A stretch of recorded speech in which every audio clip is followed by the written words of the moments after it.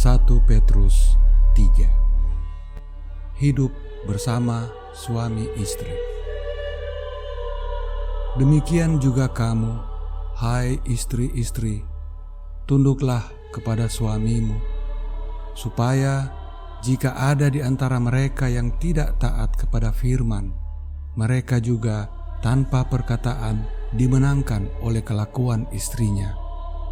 Jika mereka melihat bagaimana murni dan salehnya hidup istri mereka itu. Perhiasanmu tidaklah harus secara lahiria, yaitu dengan mengepang-epang rambut, memakai perhiasan emas, atau dengan mengenakan pakaian yang indah-indah. Tetapi perhiasanmu ialah manusia batiniah yang tersembunyi dengan perhiasan yang tidak binasa, yang berasal dari roh yang lemah lembut dan tenteram, yang sangat berharga di mata Allah. Sebab demikianlah caranya perempuan-perempuan kudus dahulu berdandan, yaitu perempuan-perempuan yang menaruh pengharapannya kepada Allah. Mereka tunduk kepada suaminya, sama seperti Sarah taat kepada Abraham dan menamai dia tuannya. Dan kamu adalah anak-anaknya jika kamu berbuat baik dan tidak takut akan ancaman. Demikian juga kamu, hai suami-suami, hiduplah bijaksana dengan istrimu sebagai kaum yang lebih lemah. Hormatilah mereka sebagai teman pewaris dari kasih karunia, yaitu kehidupan, supaya doamu jangan terhalang. Kasih dan damai. Dan akhirnya, hendaklah kamu semua seia sekata, seperasaan, mengasihi saudara-saudara penyayang dan rendah hati. Dan janganlah membalas kejahatan dengan kejahatan, atau caci maki dengan caci maki.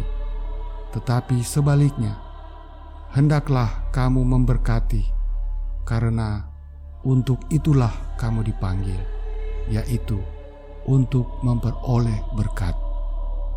Sebab siapa yang mau mencintai hidup dan mau melihat hari-hari baik, ia harus menjaga lidahnya terhadap yang jahat dan bibirnya terhadap ucapan-ucapan yang menipu. Ia harus menjauhi yang jahat dan melakukan yang baik.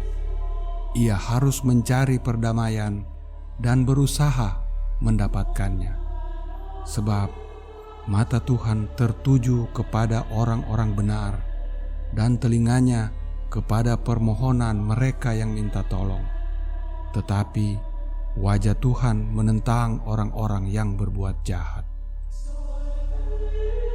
Menderita dengan sabar. Dan siapakah yang akan berbuat jahat terhadap kamu jika kamu rajin berbuat baik? Tetapi sekalipun kamu harus menderita juga karena kebenaran, kamu akan berbahagia.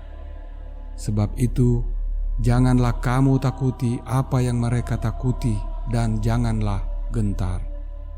Tetapi kuduskanlah Kristus di dalam hatimu, dan siap sedialah pada segala waktu untuk memberi pertanggungan jawab kepada tiap-tiap orang yang meminta pertanggungan jawab dari kamu tentang pengharapan yang ada padamu.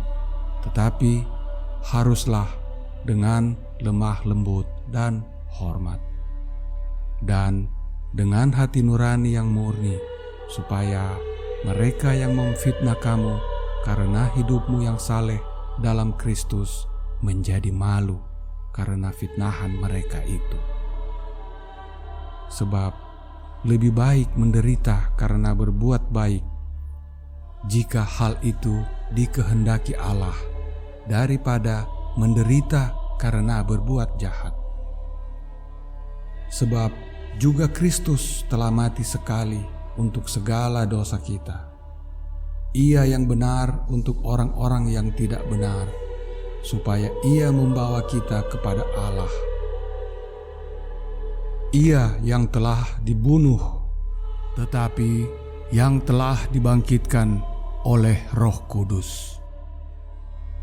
Dan di dalam Roh itu, Ia pergi memberitakan Injil kepada roh-roh yang di dalam penjara, yaitu kepada roh-roh mereka yang dahulu pada waktu Nuh tidak taat kepada Allah. Ketika Allah tetap menanti dengan sabar waktu, Nuh sedang mempersiapkan bahteranya, di mana hanya sedikit, yaitu 8 orang yang diselamatkan oleh air bah itu. Juga kamu sekarang diselamatkan oleh kiasannya, yaitu baptisan. Maksudnya, bukan untuk membersihkan kenajisan jasmani, melainkan untuk memohonkan hati nurani yang baik kepada Allah oleh kebangkitan Yesus Kristus, yang duduk di sebelah kanan Allah setelah Ia naik ke sorga sesudah segala malaikat, kuasa, dan kekuatan ditaklukkan kepadanya.